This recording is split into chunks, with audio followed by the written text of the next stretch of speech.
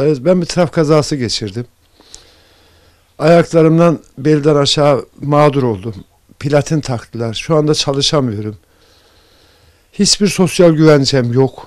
Bir emeklim, bir gelirim yok olmamasına rağmen. Yardımsever, Allah razı olsun.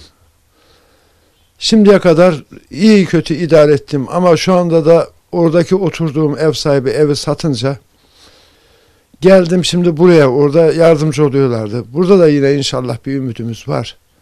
Hayırsever, el atan, Müslüman din kardeşlerimizden ümidimiz var. Ben ümidimi kesmedim. Şimdi 2 tane çocuğum okula gidiyor.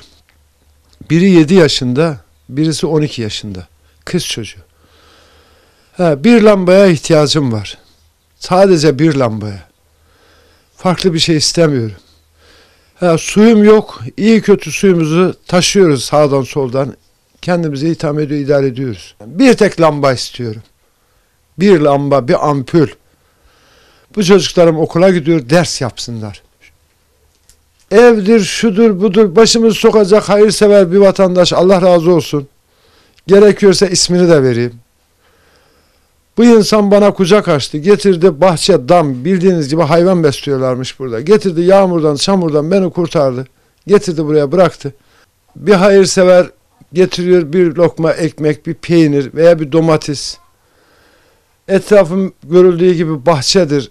Adam orada topluyor, Allah razı olsun, getiriyor 3-5 tane de bana veriyor ama o verdiğini o anda sofraya koyup yiyebildiğimiz kadar yiyoruz. Yiyemediğimizi mecburen çöpe atıyoruz. Neden çöpe atıyoruz?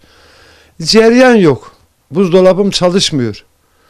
Cereyan olmadığı gibi peynir alıyorsun, getiriyorsun, yiyorsun, yarısını bozuluyor, zehir oluyor, ekşiyor bildiğiniz gibi. Havalar sıcak, malum Bursa'nın sıcağı.